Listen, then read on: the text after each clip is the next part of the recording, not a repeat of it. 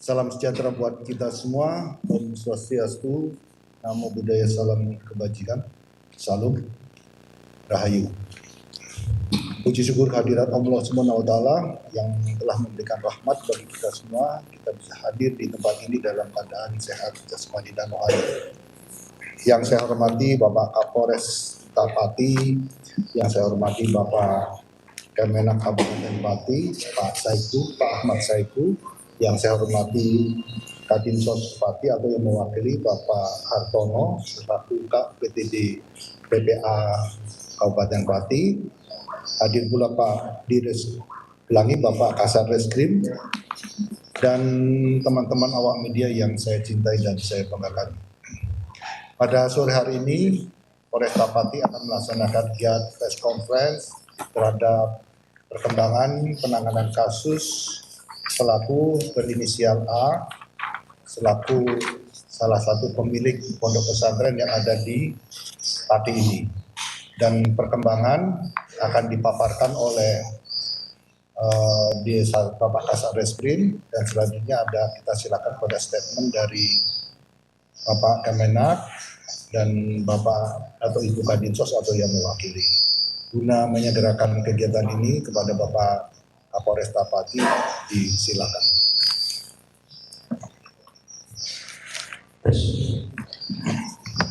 Bismillahirrahmanirrahim. Assalamualaikum warahmatullahi wabarakatuh. Yang kami hormati Bapak Kadipumas, Bapak Kepala Kemenag, Kepala Dinas Sosial, Pak Kasat Reskrim, dan seluruh rekan-rekan media. Alhamdulillah, puji syukur kepada Allah Subhanahu wa Ta'ala, syukur alhamdulillah, kita sore ini akan melaksanakan konferensi pers di Polresta Pati dalam rangka ungkap kasus dugaan tindak pidana pencabulan anak dan atau kekerasan seksual, di mana TKP terjadi di lingkungan Pondok Pesantren TQ, alamat Dukuh Bagangan, RT 05 RW 01, Desa Telogosari, Kecamatan Telogowungu, Kabupaten Pati. Adapun dasar daripada tindak pidana ini adalah LP nomor B47/Romawi 7/2024 Polresta Pati tanggal 18 Juli 2024 tentang dugaan tindak pidana pencabulan terhadap anak dan atau kekerasan. Adapun korbannya adalah satu, saudara FA, kemudian waktu kejadian itu antara bulan Februari 2020 sampai dengan bulan Januari 2024. TKP tempat kejadian itu di lingkungan Pondok Pesantren TQ, alamatnya adalah Dukuh Bagangan RT 05 RW 01 Desa Telogosari, Kecamatan Telogowungu, Kabupaten Pati. Adapun kronologis kejadian adalah sekira pada hari dan tanggal bulan Februari 2020 sampai dengan Januari 2024 di lingkungan Pondok Pesantren TQ, yaitu alamat Dukuh Bagangan RT 05 RW 01 Desa Telogosari, Kecamatan Telogowungu, Kabupaten Pati, telah terjadi tindak pidana dugaan tindak pidana pencabulan terhadap anak dan atau kekerasan seksual yang dilakukan oleh tersangka AS. Umur 51 tahun, pekerjaan wira swasta, agama Islam, jenis kelamin laki-laki, alamat Desa Telogosari 05 RT RW 01, Kecamatan Telogowungu, Kabupaten Pati.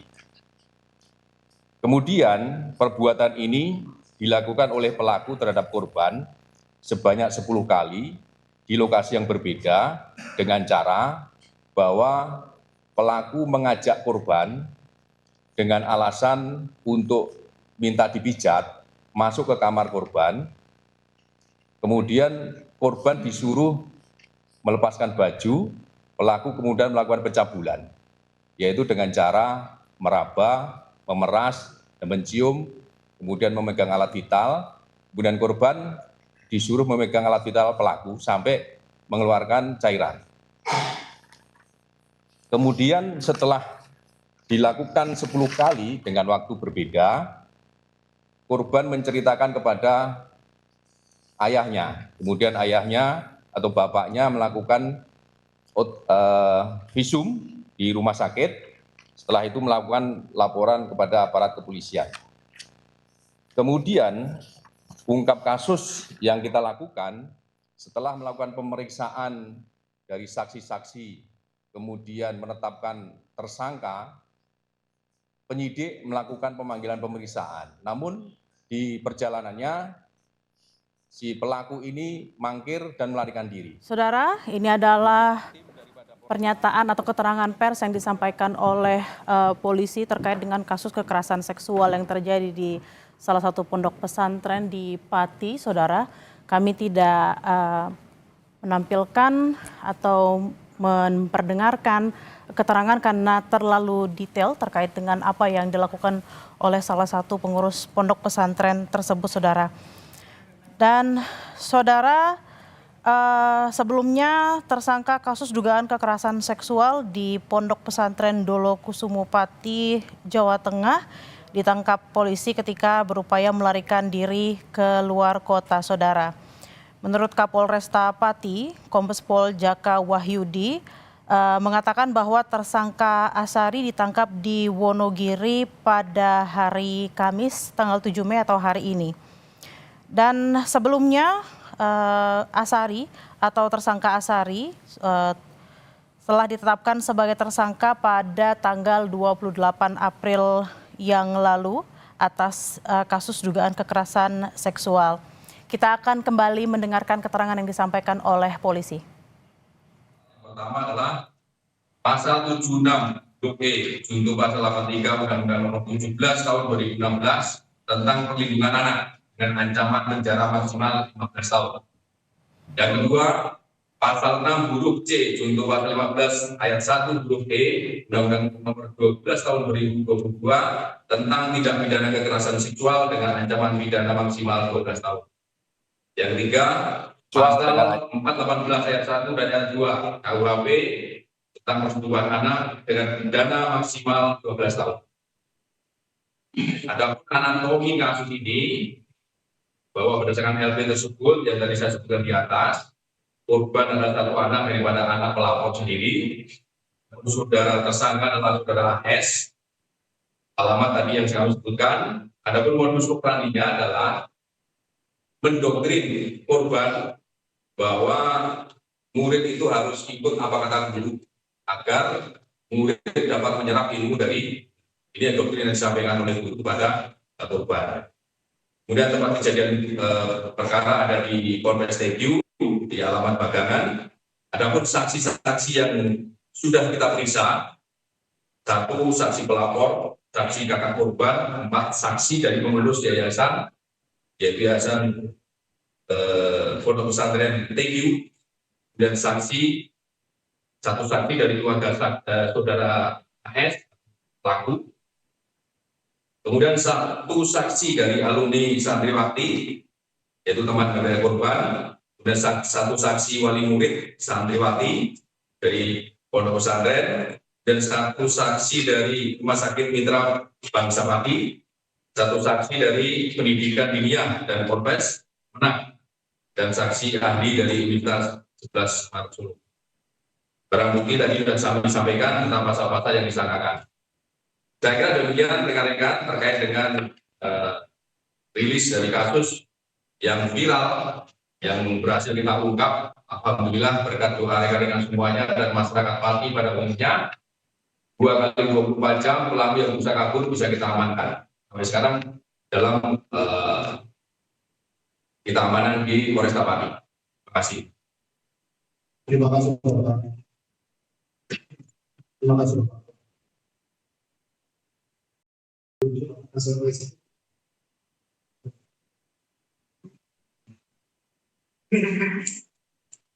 Selanjutnya kepada Bapak.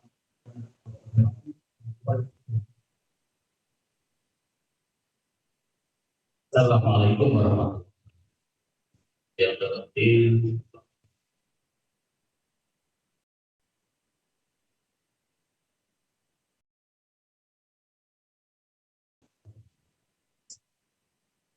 Dan para tokoh dari dinas sosial.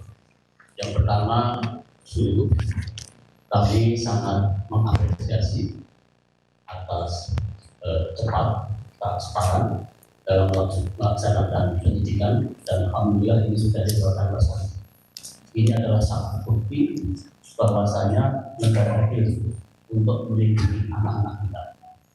Kemudian yang kedua, perlu kami sampaikan bahwasanya Kementerian Agama tidak memberikan toleransi sedikitpun terhadap pelaku tindak kekerasan seksual. Kemudian yang selanjutnya, kami mengajak semuanya untuk betul-betul mengawal proses ini sampai ke pengadilan, sampai tuntas. Karena apa? Karena kami semuanya prihatin, Bapak dan Ibu. Ini sungguh sangat mencintai pesantren, yang mana pesantren itu adalah sebagai wadah untuk membentuk karakter anak. Oleh karenanya, Kementerian Agama sudah mengambil satu upaya sinergitas. Yang pertama, pada tanggal 4 Mei kemarin, Kementerian Agama sudah melakukan verifikasi faktual di lapangan dan juga sudah evaluasi kepatuhan pondok pesantren, sehingga kami memutuskan merekomendasikan pondok pesantren TQ untuk dicabut izinnya. Dan alhamdulillah tanggal 5 kemarin, tanggal hari Selasa kemarin tanggal 5, alhamdulillah izin operasional pondok pesantren TQ sudah dinyatakan dicabut. Kemudian yang selanjutnya, kami juga harus betul-betul menjamin keberlangsungan dari anak-anak santri itu. Perlu Bapak Ibu ketahui bahwasanya di pondok pesantren TQ itu ada 252 santri yang terdiri dari Rodatul Atfal, kemudian Madrasah Ibtidaiyah, SMP, dan juga Madrasah Aliyah. Tanggal 2 dan tanggal 3 kemarin, semua santri sudah kami pulangkan ke orang tua masing-masing. Ya. Nah, kemudian pembelajarannya dilaksanakan secara daring. Dan insya Allah nanti pada hari Selasa minggu depan semuanya akan kami adakan asesmen untuk santri yang berjumlah 252 ini, dalam rangka nanti untuk menentukan ini mau pindah di pondok mana, ini mau pindah di madrasah mana. Saya kira itu yang dapat kami sampaikan. Terima kasih. Assalamualaikum warahmatullahi wabarakatuh. Waalaikumsalam warahmatullahi wabarakatuh. Terima kasih Bapak Kemenat. Kemudian kepada Bapak Kadinsos atau yang mewakili, kepada Bapak Hartono selaku KUPTD PPA Kabupaten Batidi, silakan.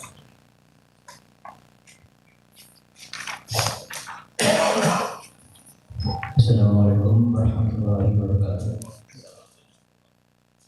Kami hormati rekan-rekan dari Kepolisian Polresta Pati, Bapak Kapolres Pati, Bapak Kasat Reskrim, Bapak Mas Polda Jateng, Bapak Kepala Kementerian Agama Kabupaten Pati.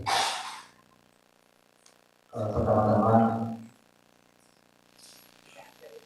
saya dari Kementerian PPA mewakili Kepala Dinas Khusus P3 Kabupaten Pati, Dr. Ardiani, menyampaikan keprihatinan yang sangat mendalam terhadap peristiwa yang sekarang ini sedang ditangani di Polresta Kabupaten Pati, di mana anak-anak yang semestinya mempunyai hak untuk hidup, untuk tumbuh dan berkembang tanpa adanya kekerasan, gitu ya.